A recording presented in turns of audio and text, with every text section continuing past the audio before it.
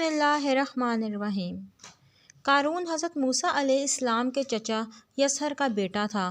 بہت ہی شکیل اور خوبصورت آدمی تھا، اسی لیے لوگ اس کے حسن و جمال سے متاثر ہو کر اس کو منور کہا کرتے تھے۔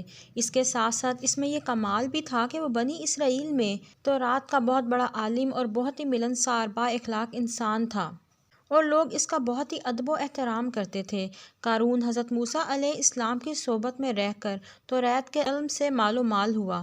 قارون لوگوں کے ساتھ بہت ہی اچھا حسن و سلوک کرتا تھا، جس کی وجہ سے لوگ بھی قارون کی دل و جان سے عزت کرتے تھے۔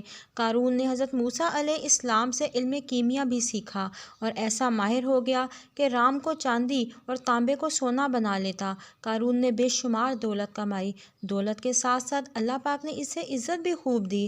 ہر ہفتے کے آخری دن قارون بڑی شان و شوکت کے ساتھ چاندی کا لباس اور سونے کے جوتے اور ہیرے جواہرات سے سجا ہوا ہار پہن کر بے شمار گھوڑوں اور لونڈیوں کے ساتھ اپنے محل سے باہر نکلا کرتا۔ کوئی بھی دنیا دار اس کو دیکھتا تو کہتا، اللہ تعالیٰ مجھ کو بھی اتنی دولت سے نواز تاکہ میں بھی شان و شوکت کے ساتھ زندگی گزار سکوں۔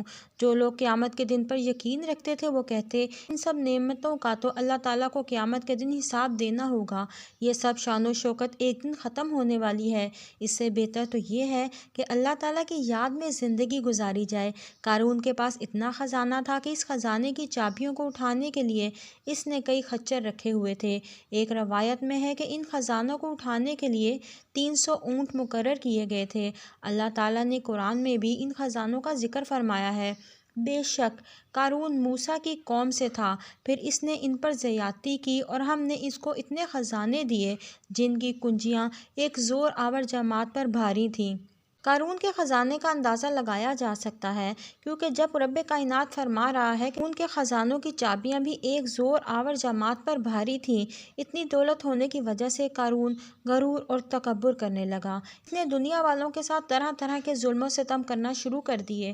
قارون کے پاس لوگ آئے تو کہنے لگے، قارون اپنی دولت پر اتنا غرور نہ کر، اللہ تعالیٰ غرور اور تکبر کرنے والوں کو سخت ناپسند کرتا ہے۔ اس بات کو اللہ پاک نے قرآن میں یوں بیان فرمایا ہے، میرے نبی وہ وقت یاد کرو کہ جب قارون سے اس کی قوم کہنے لگی، خزانوں پر اتنا شوخ نہ بن کہ اللہ تعالیٰ ایسے شوخ بازوں کو پسند نہیں فرماتے۔ اللہ تعالیٰ نے تجھے جو خزانے دیے ہیں ان سے آخرت میں جنت کا گھر بنا، ہاں دنیا میں بھی اپنے حصے کی گزاران سے فائدہ اٹھا اور اپنی قوم سے اچھا رویہ اختیار کر، بالکل اسی طرح جس طرح اللہ نے تیرے ساتھ اچھا رویہ اختیار فرمایا۔ زمین میں ان خزانوں کی بدولت دہشت گردی نہ پھیلا کہ اللہ تعالیٰ فسادیوں کو پسند نہیں کرتا۔ جواب میں کہنے لگا، مجھے تو یہ دولت اس علم کی وجہ سے دیا گیا ہے جو میرے پاس ہے، جو کہ سورۃ القصص کی آیت 78 کا ترجمہ ہے۔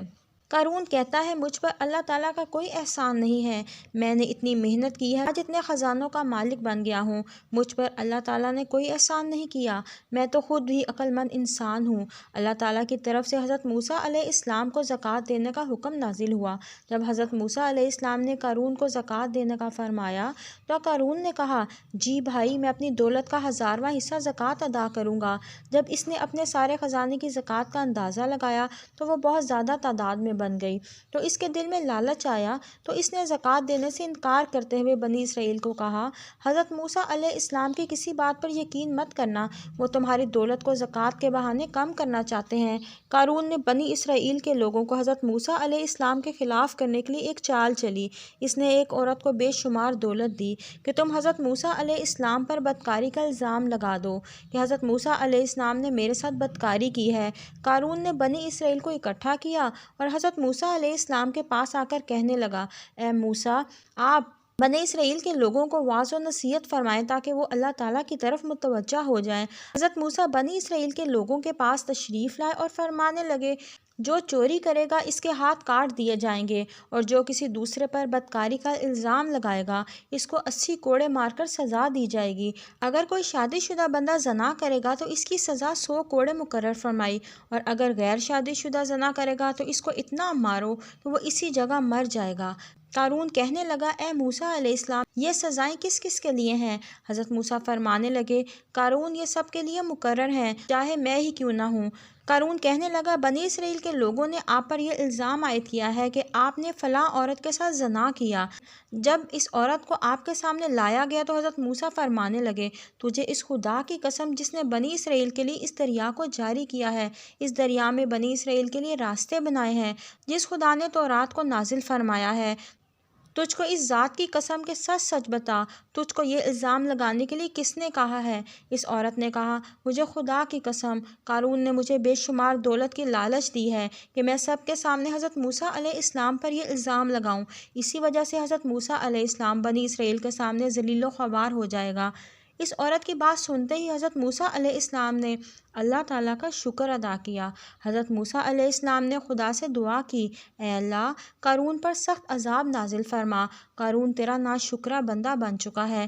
اللہ تعالیٰ نے موسیٰ پر وحی نازل فرمائی میں نے زمین کو تیری فرما برداری کا حکم دے رکھا ہے، آپ جو چاہیں زمین کو حکم کر دیں۔ حضرت موسیٰ علیہ السلام نے قارون سے پوچھا تم نے یہ سب کیوں کیا؟ قارون نے جواب دیتے ہوئے کہا اے موسیٰ علیہ السلام اگر اللہ نے تجھ کو نبوت عطا کی ہے تو میرے پاس بھی دولت کی کوئی کمی نہیں ہے، اگر آپ چاہتے تو مجھ کو بد دعا دے سکتے تھے اور میں بھی آپ کو بد دعا دوں گا۔ حضرت موسیٰ علیہ السلام نے فرمایا بتا میں اللہ تعالیٰ سے تیرے عذاب کی دعا کروں۔ قارون کہنے لگا پہلے میں تجھ کو بد دعا دیتا ہوں۔ قارون نے حضرت موسیٰ علیہ السلام کو بد دعا دی تو حضرت موسیٰ علیہ السلام کو کچھ نہ ہوا۔ پھر حضرت موسیٰ علیہ السلام نے بنی اسرائیل کو فرمایا اے بنی اسرائیل جو قارون کے ساتھ ہے وہ قارون کے ساتھ جا کر کھڑا ہو جائے اور جو میرا ساتھی ہے وہ میرے ساتھ آ کر کھڑا ہو جائے۔ حضرت موسیٰ علیہ السلام کا یہ حکم سن کر صرف 2 آدمیوں نے قارون کا ساتھ دینے کو مناسب سمجھا۔ جب 2 آدمی قارون کے ساتھ جا کر کھڑے ہو گئے تو حضرت موسیٰ علیہ السلام نے زمین کو حکم دیا کہ قارون کو اپنے اندر ڈھس لے، تو زمین نے اس کو اپنے اندر ڈھس لیا۔ جب قارون نے یہ صورتحال دیکھی تو حضرت موسیٰ علیہ السلام کو رشتہ داری کا واسطہ دینا شروع کر دیا۔ اس وقت حضرت موسیٰ علیہ السلام نے قارون کی کسی بات کی طرف توجہ نہ دی۔ اس طرح قارون سارا کا سارا زمین میں چلا گیا۔ جن 2 آدمیوں نے قارون کا ساتھ دیا تھا وہ کہنے لگے کہ حضرت موسیٰ علیہ السلام نے قارون کو زمین میں اس لیے دفن کیا کہ اس کے سارے خزانوں پر قبضہ کر لوں۔ اس کی زبان سے یہ الفاظ سن کر حضرت موسیٰ علیہ السلام نے زمین کو حکم دیا کہ قارون کے سارے خزانوں کو بھی اپنے اندر دفن کر لے۔ زمین نے حضرت موسیٰ علیہ السلام کے حکم کی تعمیل کی۔ اللہ تعالیٰ سے دعا ہے کہ اللہ تعالیٰ ہم کو نیک کام کرنے کی توفیق عطا فرمائے، آمین ثم آمین۔